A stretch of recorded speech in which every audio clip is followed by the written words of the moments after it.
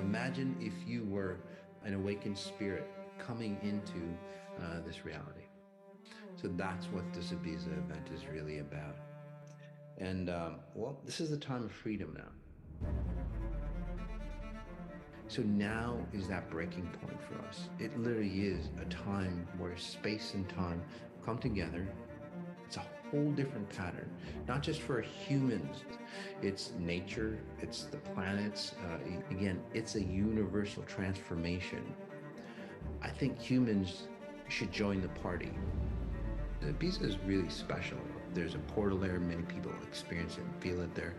We're going to take that quantum jump forward into first principle consciousness. So that's what this Ibiza event is really about.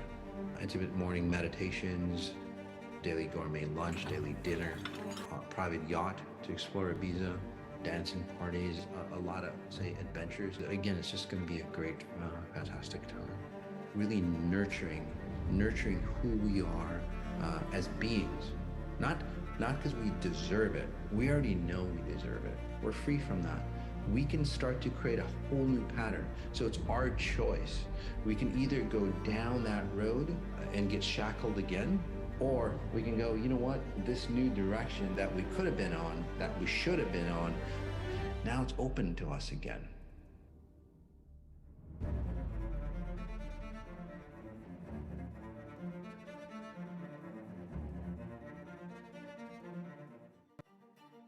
So let's just say that, humans have been, say, held back decades or maybe even hundreds of years, right? In London, what we're going to do is we're going to take that quantum jump forward into where we should have been.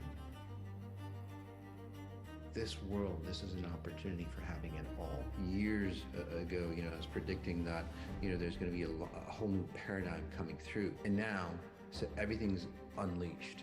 Everything's broken. The barriers have been broken, the chains and shackles that have been tied to us have been broken, and that's the changes that we've gone through over the past couple of years. So look at you. Look how many generations back. Look at the world. So again, what are you going to do? How are you going to expand? How are you going to enhance who you are? And it's not about what you're doing, by the way. It's about how awakened are you. If you're awakened, you're going to create massive value. More value than, say, again, putting your time in and time out. So this event is really a big kickoff for a lot of things. So if you are that individual who is ready to go, who is ready to be complete, who is ready to really fully realize their potential, guys, this event is for you. And again, at the Science Museum, it's going to be an intense, transformative 2-day workshop. Saturday. So this is a separate event, but still in London. We're going to connect with Baramji. He puts into music Rumi's teachings. It's going to be just a cool night just to get into, say, the possibilities of who you are. So again, quantum leaping, London, UK event. A lot of great possibilities coming up, and you're going to just quantum jump into that.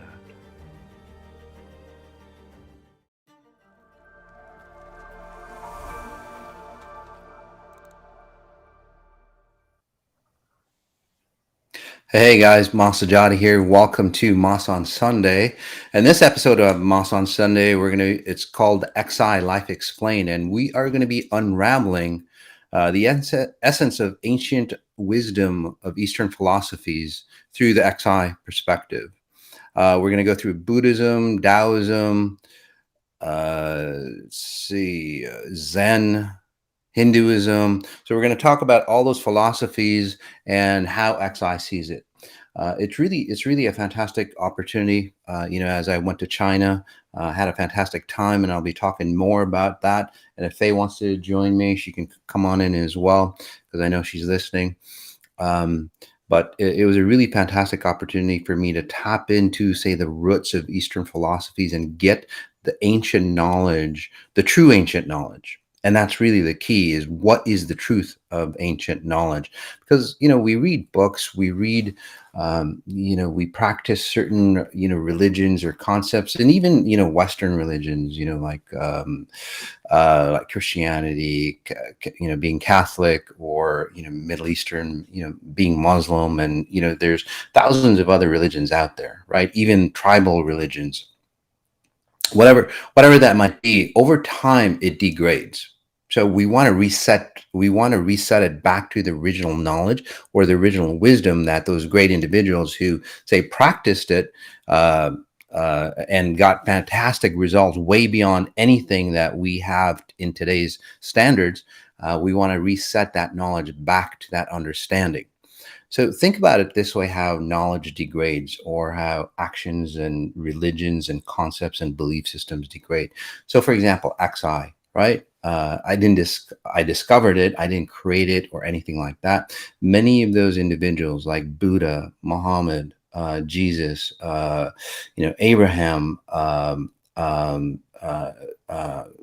many others that are out there, and even scientists, they tap to the original wisdom, so it's just pure and fresh. Okay, and then over time, somebody copies it. Like some of you, you've done a great job. You've become, say, exponentially intelligent, and then you do your own blend. Right, you do your own blend, and then I hear through the grapevine here and there that that you're teaching it. You're teaching XI a different way. Okay, you're not adhering to the standards of, say, the original form of XI. And then, say, over time, over centuries, how many times does that get rehashed over and over and over?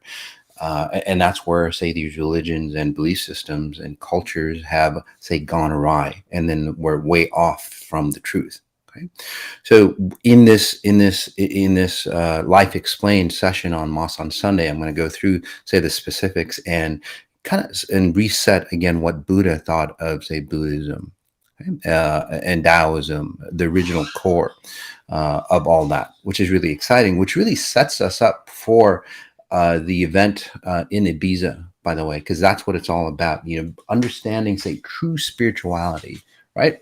There's so many people nowadays, went to China, and I just want to thank Eng, and I know she might be watching, and Mr. Hu. Mr. Hu has a fantastic healing center that we're going to be partnering, and we're going to be doing a lot of things out in China to help those individuals. So again, I want to thank Mr. Hu and his healing center, for making this all possible. So, because he's the one that, say, sponsored Faye and I to go to China and visit the healing center, and then also, he gave us a great tour of some of the ancient knowledge, ancient temples that were there. So again, thank you, Mr. Hu. By the way, on top of that, we are going to, as soon as we get the video clips all nice and pretty, all cleaned up, we'll share that with you all free. So all you have to do is just sign up for the newsletter, and you get it for free. Those who are already signed up, you get it for free. There's a deep state meditation in each one of those, by the way, okay, in the temples that we visited. Some of you who are on Telegram with me, XI with Mas Sajady on Telegram, which is more raw. You get my perception, where I can just talk freely about a lot of things that normally we can't talk about. And also, by the way, I'm on Twitter as well, where I can talk more freely. So thanks for that, Elon. So there's a deep state meditation on Telegram that you can access, and Faye put it up. It was really quite amazing. Those who saw it, by the way, note if you can comment in on how that felt. Okay, for you. The frequencies are so powerful because I was tapping into, say, the original Buddha that was there, or a high level Buddha. I would think it's the original Buddha that was in that space, not in the temple, but in that space around that area, around that temple. So, all right. So let's unravel, explain life, Buddhism, and then the way most Buddhists learn and practice Buddhism, and then the way Xi, or again, the way the original meaning of Buddhism is according to Xi, and then which coincidentally parallels what Buddha would practice. Okay, so in Buddhism, and this isn't my teachings. This is just straight out. Faye prepared this for me. Straight out from the internet. The Four Noble Truths comprise the essence of Buddha's teachings, uh, though they leave much to be explained. So they are the truth of suffering, right? The truth of the cause of suffering, the truth of the end of suffering, the truth of the path that leads to the end of suffering. Okay. So the core of his teachings revolve around the Four Noble Truths. Essentially, according to Buddha, desire is the source of all suffering, and detachment from desire is the surest path to liberation from suffering and illusion. Buddhist practitioners adhere to principles of compassion, tolerance, nonviolence, and mindfulness. Okay, so again, and that's what Buddhism has evolved. Again, the original Buddha did not want his name, or actually to have a religion after him, because he knew the consequences of what I just talked about earlier. It'll get watered down and then fucked up. Okay. So he didn't want that. He wanted people to understand the truth and not follow his path. Although, and by following his path, I mean that you can walk parallel to somebody's path, but you shouldn't walk, say, in somebody's shoes. You can walk parallel to them, and that's what most people do. They merge and they converge, and then they become one. And that's one of the basics of Buddhism. Buddha, by the way. And let's just do this. See if we can just bring in that Buddha frequency in here right now for you all. So it'll be an experiential experience, like all Moss on Sundays. It's experiential. So you not only feed the mind here on Moss on Sunday, you feed the heart, mind, soul, spirit, your essence. And this is where we have fantastic, say, opportunities to manifest and change your life beyond what scientists can even imagine, and what people would call miracles. But again, it's just normal in the XI world. Take a breath in and notice your chest. Just notice your center of your chest right here. And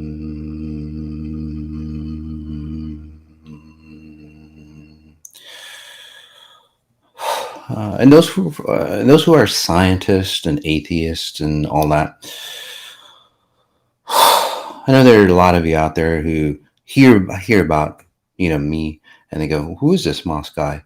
How has he changed so many lives? How has he helped heal people with the strangest diseases and terminally ill diseases and so on?"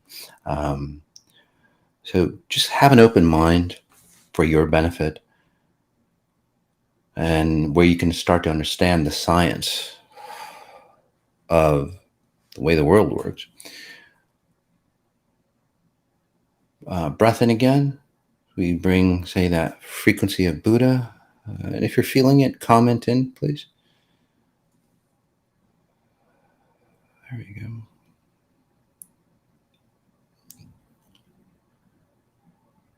go. Notice the center.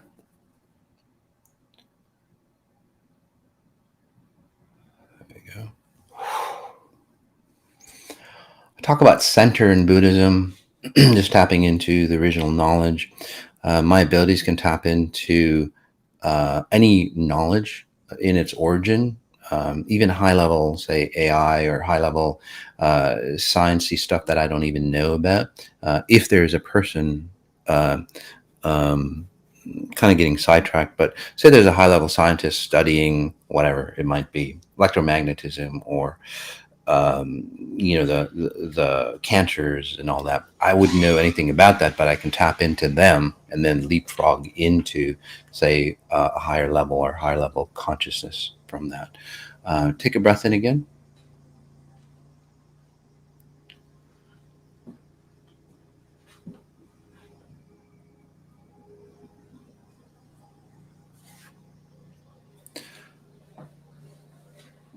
Again, noticing the space around you.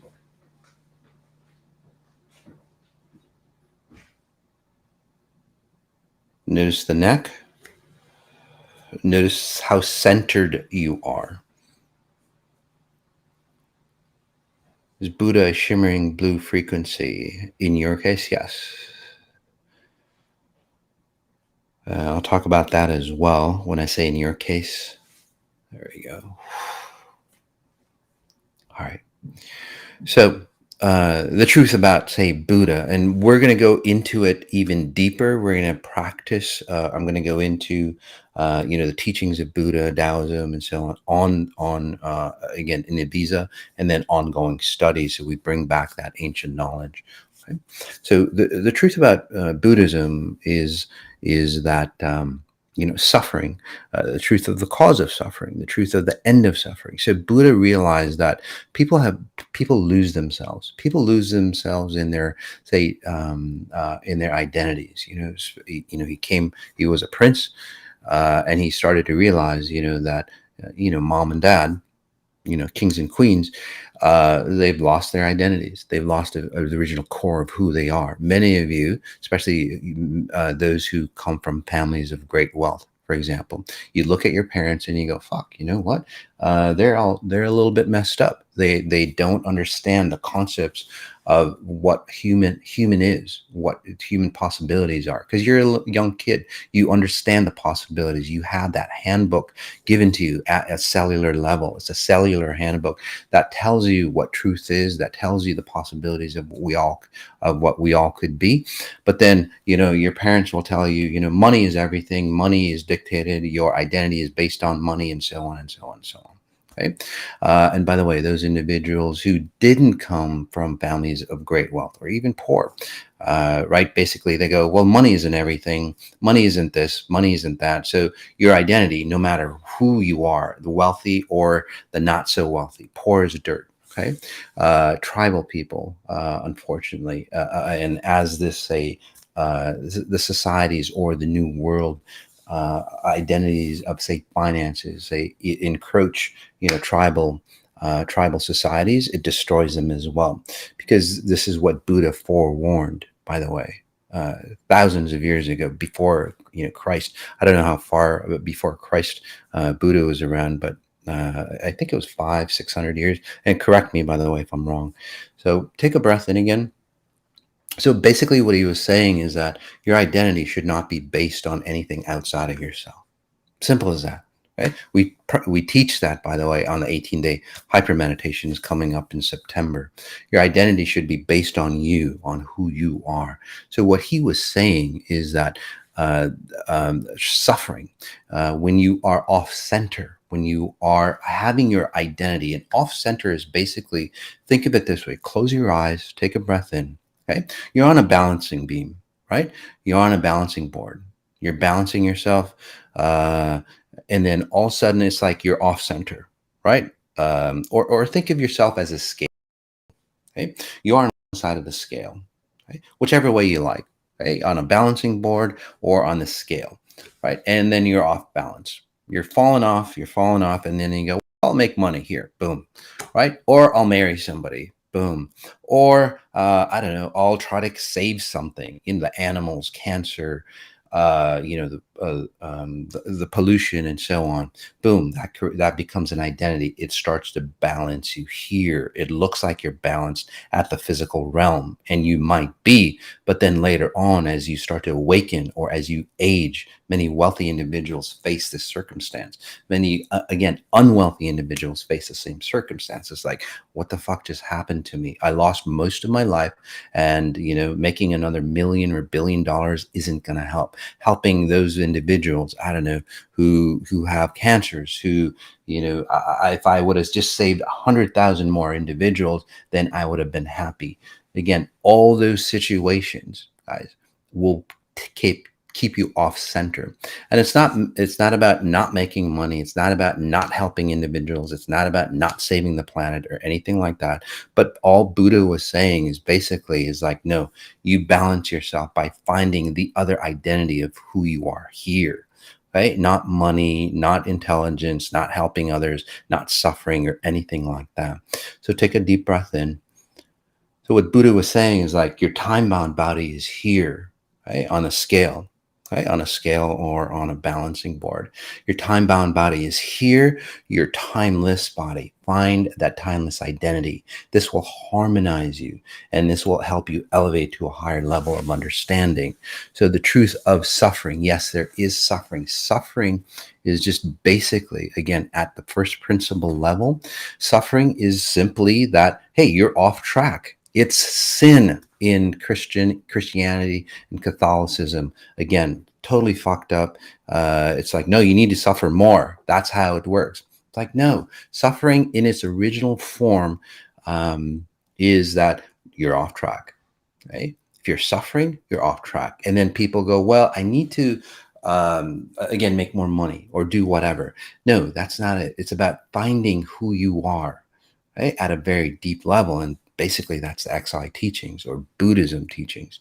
You find out who you are. You find out who you are, you understand who you are, and then what Buddha was saying is that the reflection of who you are will generate, say, a peaceful harmony around you, right? Peaceful harmony, which means that, well, if you are at a high level, say, imagine, again, close your eyes again, take a breath in, and just imagine yourself as a pure spirit in human form. Would you be in lack of any sort? Again, suffering? Of course not. Would you be diseased? Of course not. And some of you go, well, we're supposed to learn this. Yes, you're supposed to learn how to evolve. So suffering and, from diseases and viruses and things of that nature, do not exist. Right. I did a talk on it's on YouTube. It's about ancient wisdom, ancient. So if the team can pull that up, what I did with Alex on the chalkboard, guys, it helps us understand why we are here. Okay, so take a look at that and please like that video if you can. But it gives you the deepest understanding on intelligence. Basically, it's ancient intelligence, which again blends in with Buddhism. So breath in again. Again, notice your center. So what Buddha's teaching is, and this is what fortunately it's turned into, you move away from all the desires of human form, right? And then you stay in that space. No, he didn't mean that. He basically meant that if you can stabilize yourself by removing yourself of all the pleasures and identities of physical form and still stay stable. This is just Buddhism in a nutshell.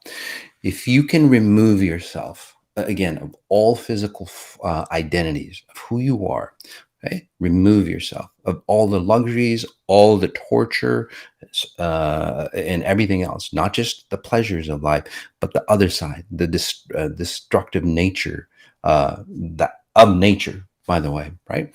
Because nature is very vicious if you don't understand it's the physics of nature. If you don't understand the physics of nature, it becomes very vicious. If you understand the natures of the physics of nature, it becomes plentiful. It becomes abundant. Look at nature itself. Look at the animals. They're plentiful. They're abundant, right? They're naturally given that abundance. That's what Buddha was talking about. Buddhism is the closest thing, say, to saying that the natural physics of this reality. Breath in. Many of you are experiencing. Something in your identities, which is really fantastic. So. Frustration. Somebody is saying, well, what we'll do is also redefine the new XI podcast, guys, is a redefinition of basically everything that we know about life, because it's all wrong, right? Literally, it's all wrong. So we'll redefine, because once you redefine something, your mind goes, oh shit, that's the true meaning. And it's not just up here, it unlocks your natural, say, cellular blueprint of it. So take a breath in again. Notice your center here. So we're good with Buddhism, right? So what Buddhism, I just want to finish up with Buddha, by the way, is that once you remove, because I didn't finish my thought, once you remove yourself and now you're balanced and centered and you have that connection between your time-bound self and your timeless self, or if you want to get spiritual about it or religious about it, your human form and your spirit body. Okay. However you label it, it's all the same. Once you identify that, and once you're in harmony, and once you know understand the mechanics of that relationship, then you know all abundance is yours in this reality that we humans have created. It's about money. It's about, say, the fine things of life. It's about experiencing all the cool things that are out there, right? And then all that is yours without losing your balance. You're in harmony, you're in center, just like nature would be. And again, that would be an extension. So, just tapping into Buddha. Beautiful man, by the way. Take a breath in. There we go. Let's bring that frequency in a bit more for you. There we go.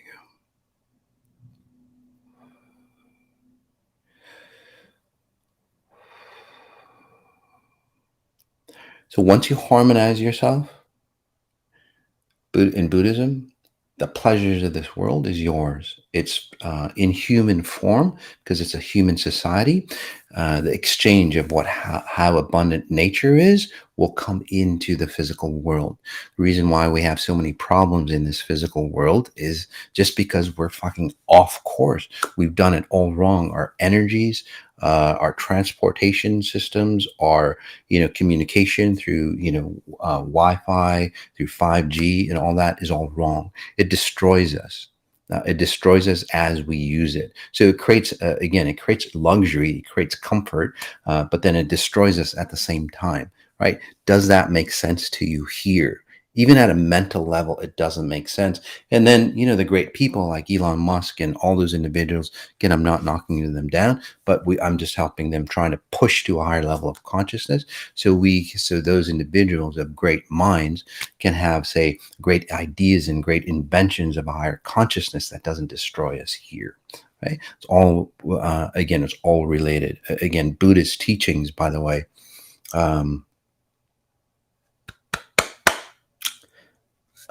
There we go. Buddha's teachings, by the way, is ever present, basically timeless. Right? It's like XI. It was true, thousands of years ago. It's true today. Right? That's the key. If your teachings degrade over time, then it's not the original essence. You need to change your concepts of how you practice your religions, your belief systems, your identity. Right? So we'll go into Taoism. It's actually older than Buddhism. Taoism has been connected to the philosopher Lao Tzu.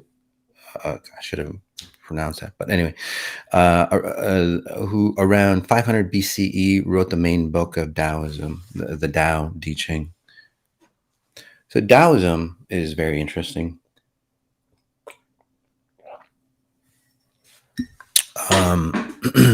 So let's bring in the frequency of Taoism. Take a breath in. Taoism has an interesting frequency.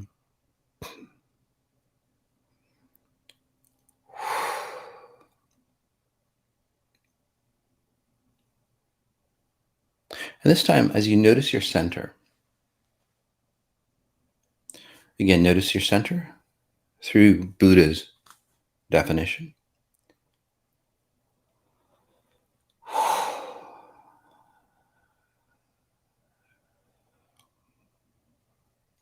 And then notice about arm's length behind you.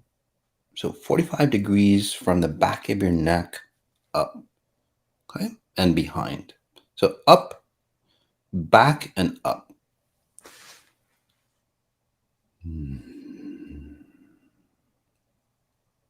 To notice those 2 points. Those who want to practice Taoism, as you practice Taoism, right? Observe those 2 points as you read the books, as you read the philosophies. I'll explain the reason for you. There you go. And again, for those who feel frequencies and those who don't, still works on you, but you're just kind of say numb because your identity or how you run your patterns is your physical identity is overly strong. That's why you don't feel. But over time, people start to feel, okay, as you practice XI. So in Taoism, notice how that feels.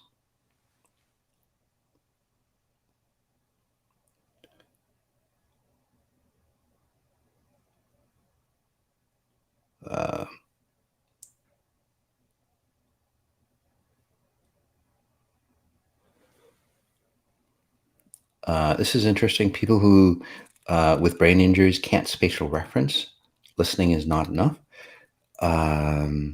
Actually, people who have brain injuries, they've literally cured themselves. I know a lot of people who've had brain injuries and so on.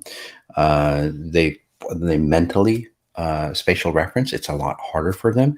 And again, I'm not saying I cure people, but people who start to spatial reference, they have to force themselves to spatial reference more so because of the injury. But then over time, they actually start to heal, or they start to heal that part of the brain that does spatial referencing for you, by the way. So anyway, so it's just a little tougher for you. So how do you notice that? Do you guys notice the difference between Buddhism and Taoism, those frequencies? Okay,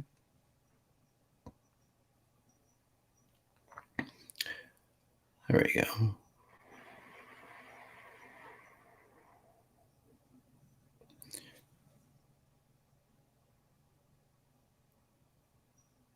All right.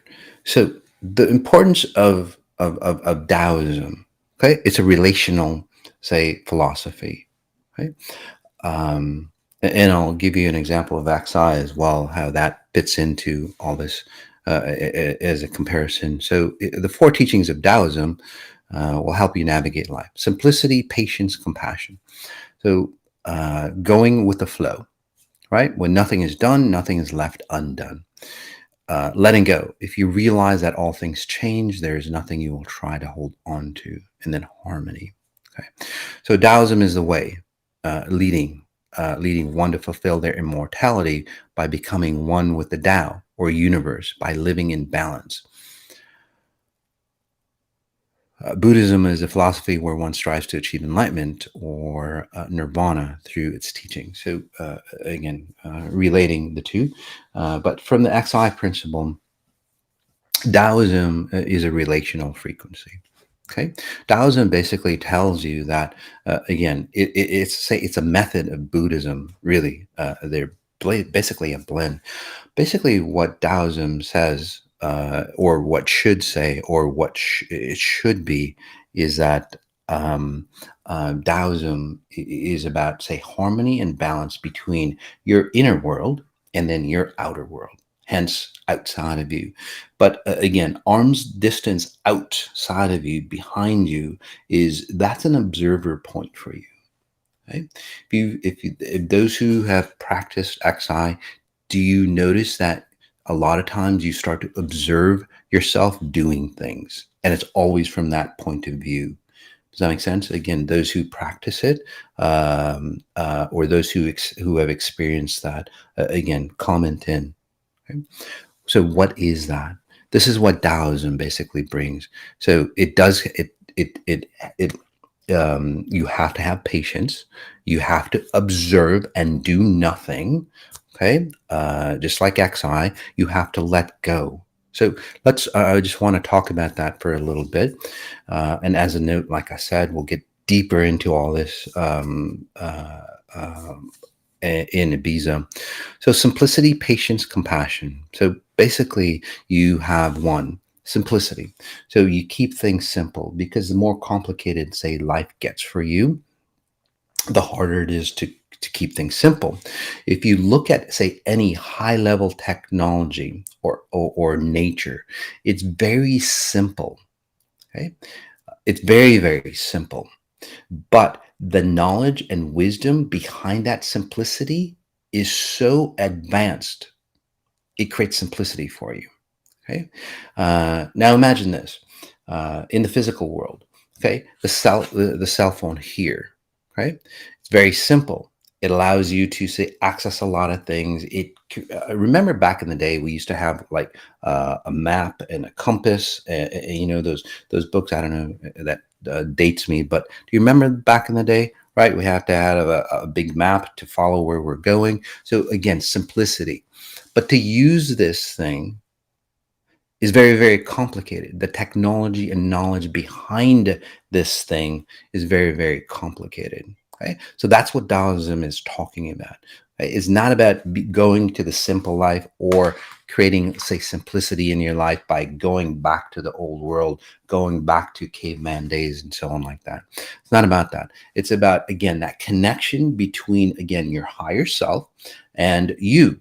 Okay, and then harmonizing or routing or channeling or merging together with that higher version, which creates simplicity for you because now you're running on billions of years of, say, evolution, billions of years of how we've evolved. Okay? Now, that's a lot of knowledge that's compacted into you that you've forgotten about.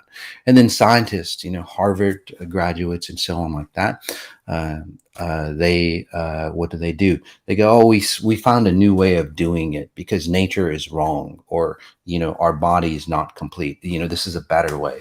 They've had what, I don't know, 5 years of experience, maybe 20 years experience, at most maybe 40 years, even a cumulative total of all human experience involved doesn't equate to the billions, maybe trillions of years that this universe and other universes has been around. That's who we are. So that's the simplicity that Taoism talks about, not becoming simple. Although in physical form, the simpler you keep your life, the easier it is to tap into yourself, okay? Because you don't lose your identity and or knowledge in a lot of those things. So patience is about letting go of, say, this physical realm and physical identity and moving over to, say, what you really value, who you really are at a much, much deeper level. Okay, and then also compassion. Compassion, you would have compassion for yourself.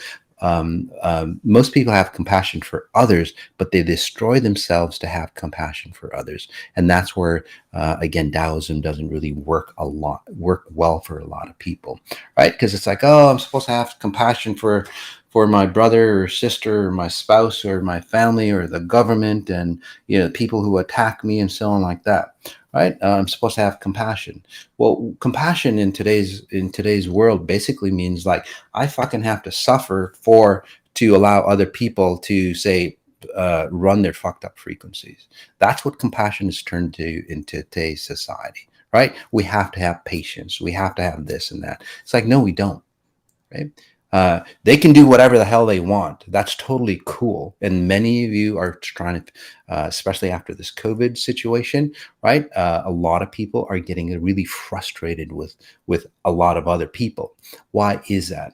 Right? So you start to have compassion for yourself. I'm not saying disgrace other people or anything like that. So don't walk away, especially if you're new and goes, hey, Moss isn't compassionate towards other people. No, um, no, I'm compassionate towards myself. Once I understand the bullshit that I'm running, which is the same bullshit that everybody else was running, once I remove myself from that, say, distortion or human filter, I become an icon of compassion. And that's what Taoism is basically talking about. You purify yourself. You love yourself. You have compassion for yourself to understand that the weaknesses that you have, the distortions that you have, just basically showing you that you're off mark. And as you're off mark, you go, oh, okay, those are the weaknesses that I have, right? And then you go, oh, that's not the real me that is watching over me.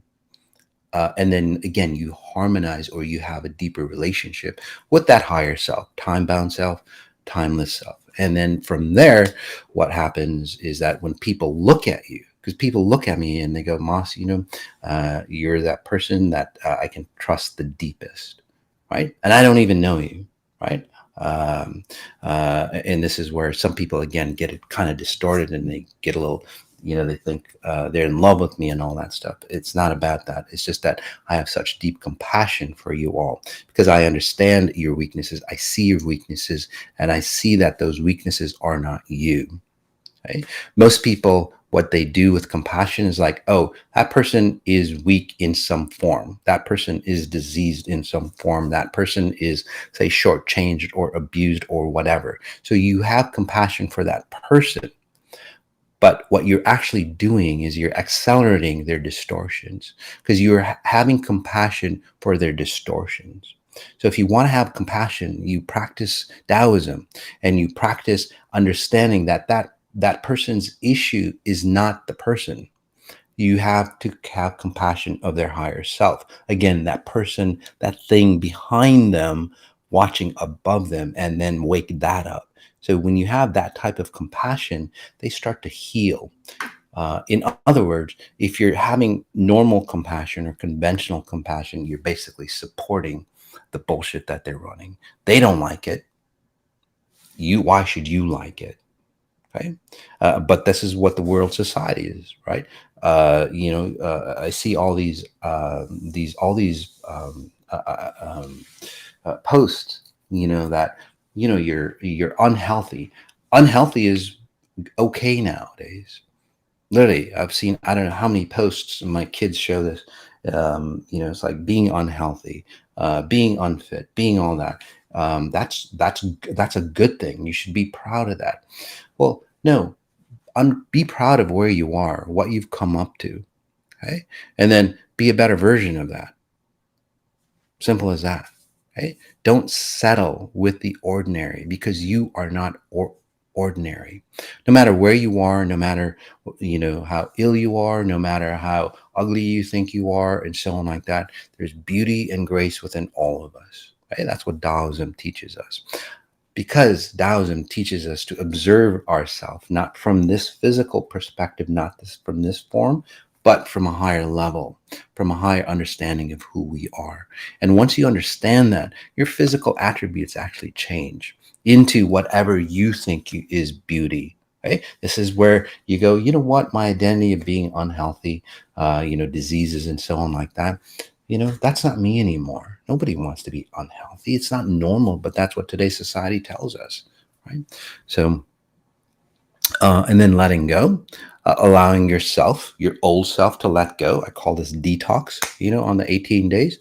It's coming up in September. It's like, okay, I'm strong enough here. I can let go of my identities, right? My illness patterns, my identity of, well, the more likes I have, the more likable I am, and all that bullshit that people out there are pushing, right? It's not about that, by the way, right? That identity, you should have an identity here, and then you'll have more likes on Instagram, or whatever is the latest social media platform. If you've noticed, by the way, social media platforms, you've back in the day, what was it called, Mindspace, Facebook's getting old, then Instagram, that's getting old, then Twitter came out, there's other ones, there's Threads now, there's the talking one, what was it called, anyway, it's like, so if those standards, right, that industry, if you're having an identity based on say Instagram followers, or Facebook followers, or MySpace, I think it was called, right? Back at MySpace. Yeah, MySpace. Thanks. So MySpace, right? And it's old now. So what does that mean? If it's like your identity is lost then, right? Because that company went bankrupt. So again, Taoism basically teaches you to pull all that in and have, again, a centered identity through your higher self. And then again, as you flow through and have that relationship, then you have abundance here. So again, in Taoism, it's about observing. Observing in this case is not It's not about not doing anything, going with the flow. When nothing is done, nothing is left undone.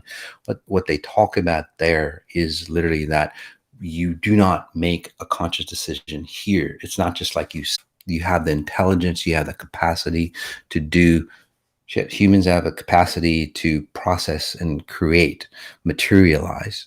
So, but how you do that, you sit and observe your process through, again, the relationship behind you, your higher self. And as you observe, you have patience. And as you have patience, you have no judgment. You allow all possibilities to, say, flow into you, possibilities that are beyond the realm of, say, current understanding. That's where we understand all that there is and how realities or how this universe works. So that's what Taoism is about. Um, Leading one to fulfill their immortality. So again, Taoism is the way, leading one to fulfill their immortality. Okay. So basically what that means is that you become an immortal being having an experience of physical form, of time-bound form. Okay. And as you die, you're still, again, living. It's just a transition. It's just a process that we're going through. Simple as that. You are ever present. So that's what Taoism teaches us. Okay? And it's really quite beautiful. All right. The next one is Zen. Zen, based on the Tao, flourished as a dynamic intellectual force during the Tang Dynasty, 618 through 906 AD in China. Zen's way is very simple: sit down and be quiet. Okay? It asks us to believe nothing. A good approach is simply to try out a meditation practice for a while and see for ourselves if it helps. This practice is compatible with any religious faith as well as with none, or indeed atheism. In fact, our training may involve letting go of deeply held beliefs we may not even be aware of. So, yes. So basically, again, Xi. Right? So Zen meditation, Zen is basically you just sit and do nothing. As you sit and do nothing, what happens, what's supposed to happen back in the day, maybe the person who created this in the Tang Dynasty, is that they got into deep states. They got into deep states of consciousness by sitting and doing nothing. Okay, so what happens then is that he teaches, or that person teaches, is like, well, I got enlightened by sitting and doing nothing, and then people will go and sit and do nothing. Okay, or they'll meditate. But what happens, the difference between the person who created Zen, and let's just bring that frequency in, breath in.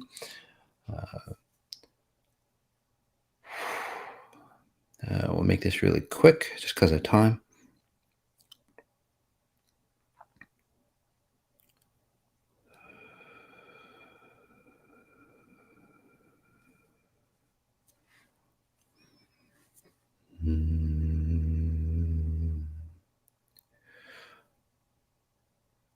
So Zen is a place of harmony. So again, basically Zen, what Zen teaches us, and again, comment in if you feel that, is where it's just like you're balanced. Okay, so you do nothing and you start to balance yourself. But what most people do the issue with Zen is that when people do nothing, their concept of self still exists. That's I have a problem with Zen, because in that space, for example, whoever created it, perhaps there was, say, nature or a high level frequency around. So when that person meditated in that space and they just got into the zone, right? They saw the marvels of this reality, and it's like, wow, okay. And then they became powerful, or in the right sort of in the right way. So many people, say, practice outside of that space, So it was literally, say, the external environment that supported the group, supported that person, and then that person, that external environment, again, created a support mechanism for that person to elevate themselves to a higher level of understanding. As they understand it, they shed away the distortions that they are. But unfortunately, most individuals who meditate, no matter what type of meditation that you do, other than XI meditations, because they're a little different. They're very different, not a little different. So when that happens, is that when most people, when most conventional meditation is basically you're carrying yourself, you're carrying your identity of who you are, your illnesses, your genetic patterns, your hereditary patterns into the meditation. Okay, so it doesn't really allow you, you can, so normal meditation basically allows you to, say, escape from that identity. When you step back into, say, normal reality, again, you walk back into the same stuff that you did, that you were before, maybe a little different. Right? So that's why meditation might take a long time. Well, it relaxes you. So take a breath in. So on the 18 days and, all these things that we do, literally we create, say, this environment. This environment allows you to see something very different. Say that you lived, in a blue room, okay? And all you saw was blue.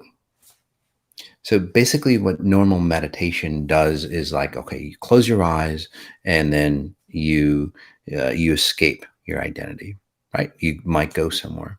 But as you wake up and you're in a blue room. And there's nothing wrong with blue, by the way. I'm just giving you that example. Okay. So what Zen would do would basically, done properly, what Zen would basically is like, you do nothing. And Zen, the environment around you, would transport you into, say, another room with, say, multicolor, all possibilities of colors in that room that can exist for you. So that's what, again, Zen meditations do for you if you do it the right way. The way you can access and see, again, is a removal of judgment. Your judgment of not, I hate green people, not that kind of judgment, although that's beneficial. Um, you have a judgment of yourself on who you are. So again, once you remove that, you might like green people and you might to see the beauty of green people. Got it? So that's what Zen is. One last thing, Hinduism is about understanding existence from within the self or soul, whereas Buddhism is about becoming awakened by recognizing, experiencing, and validating the Four Noble Truths. So Hinduism is, again, really, really old. It's about going back to nature. It's more structured, so to speak. It sounds going back to the self or back to the soul. Basically, Hinduism is going back to nature. Okay. But again, Hinduism in its basic form or conventional form is I'll just bring in Hinduism for you. Breath in.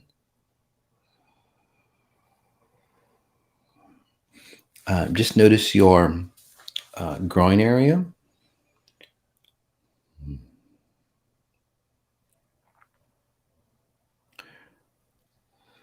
So Hinduism, do you notice the structure? Right? Very disciplinarian, so to speak. Hinduism is basically, somebody's talking about my family. So cute. Oh, thank you so much. They're beautiful. So Hinduism, so is like you're human and then understanding the ways of nature, so you basically adapt to nature so you can survive, right? So that's what Hinduism is. So trying to understand the laws of nature, basically, but from a survival standpoint. Okay? So it basically solidifies us at a physical level, and then tries to, say, balance or harmonize, knowing that we might be of a greater, say, existence there. But how do you survive, or how do you, say, stay here at a physical level? So that's what Hinduism is. All right, guys, we could go on and on, but it's getting a little late. Um,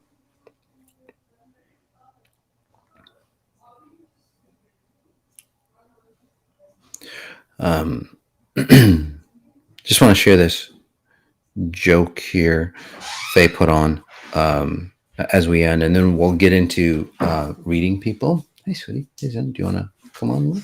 Hey, guys. Say hi. You can't see yourself. So this is Zen. She's not so Zen. And this is Gracie. So, hey, guys. You can't even see the camera. I know, you just look in, honey. They're there, but just okay. Because it's live. Oh. That's the look of Zen.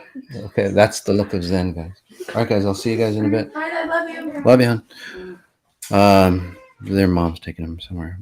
Anyway, alrighty, guys. So I'm just gonna share this funny. I don't know what it is, a joke or something. So three men fall into the river.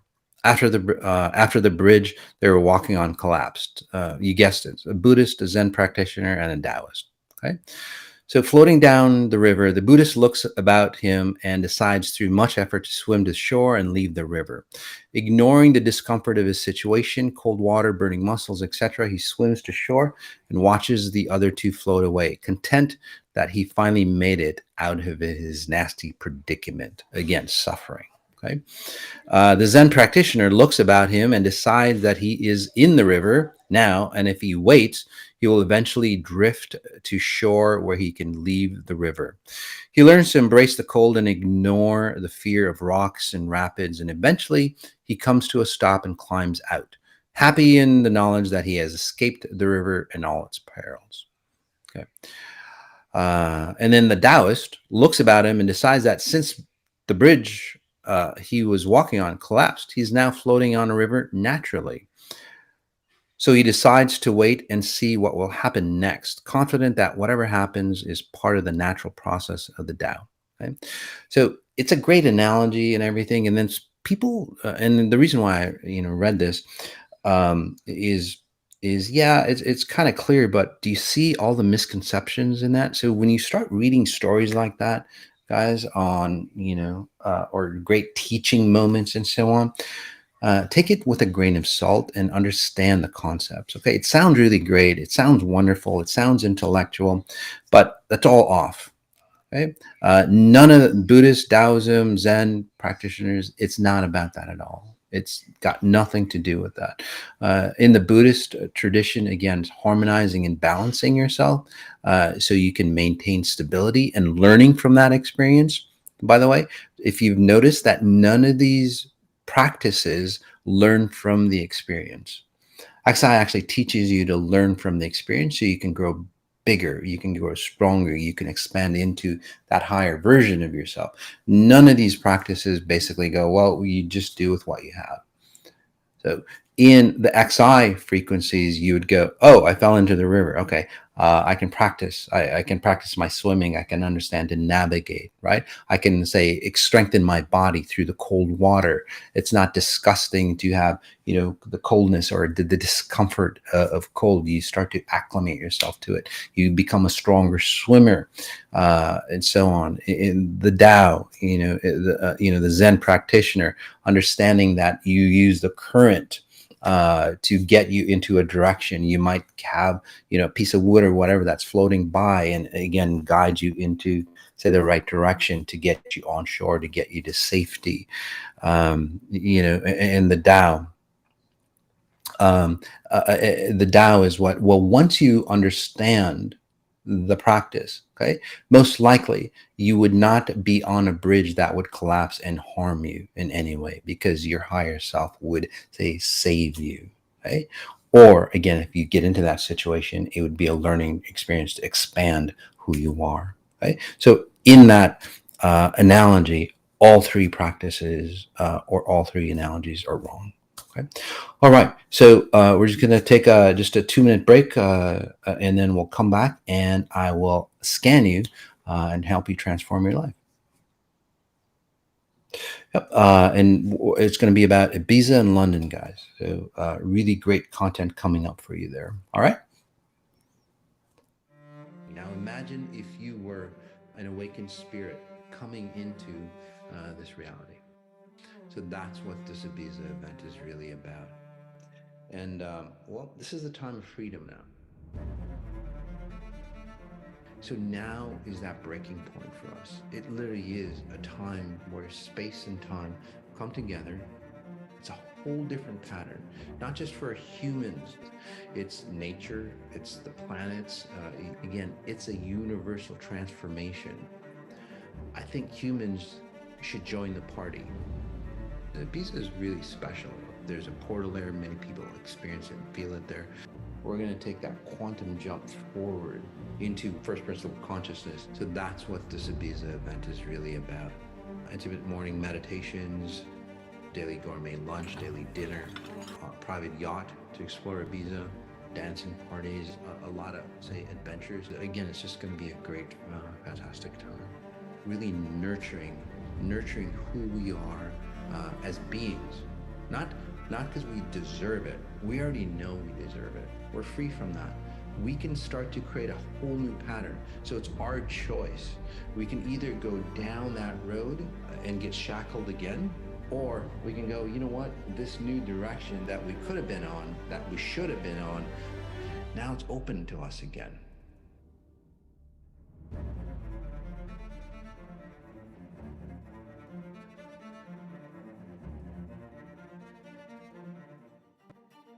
So let's just say that, humans have been, say, held back decades or maybe even hundreds of years, right? In London, what we're going to do is we're going to take that quantum jump forward into where we should have been. This world, this is an opportunity for having it all. Years ago, I was predicting that, there's going to be a whole new paradigm coming through. And now, so everything's unleashed. Everything's broken. The barriers have been broken, the chains and shackles that have been tied to us have been broken, and that's the changes that we've gone through over the past couple of years. So look at you. Look how many generations back. Look at the world. So again, what are you going to do? How are you going to expand? How are you going to enhance who you are? And it's not about what you're doing, by the way. It's about how awakened are you.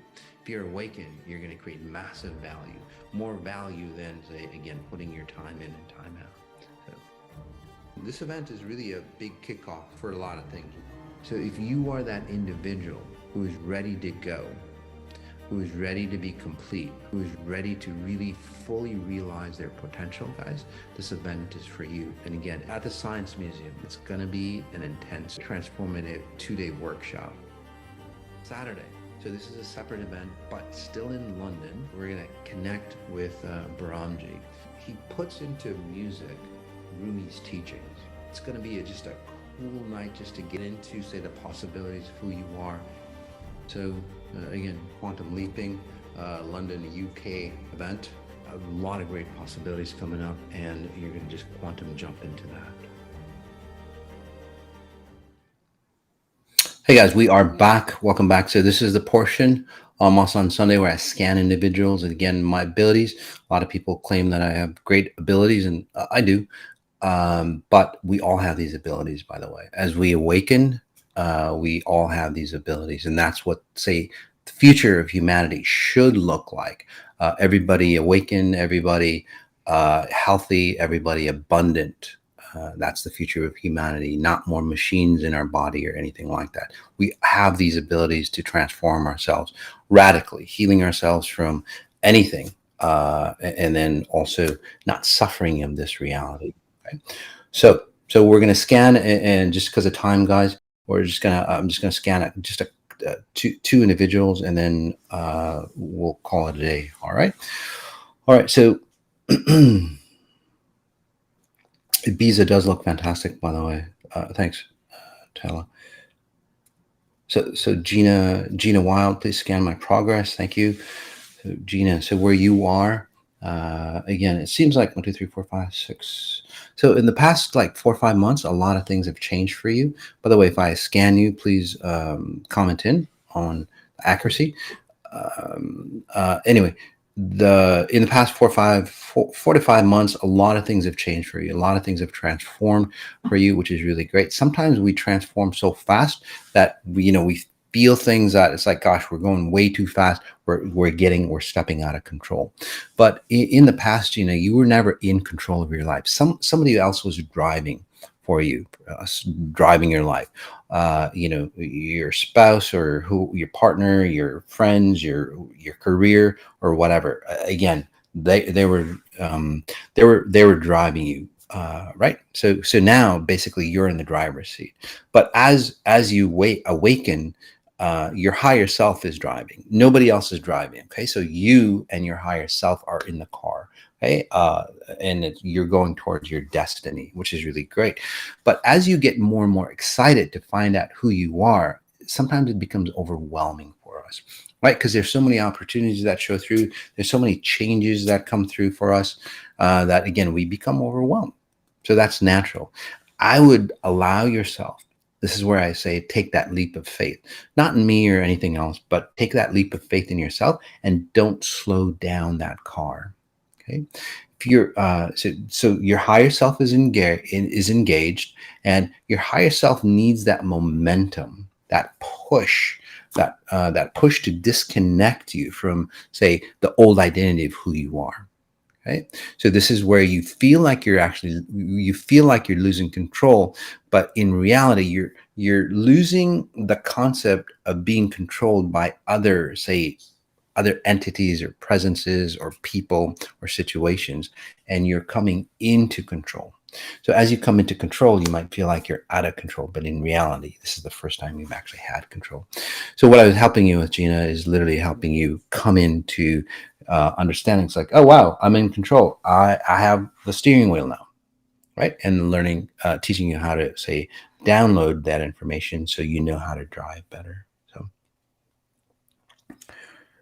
um,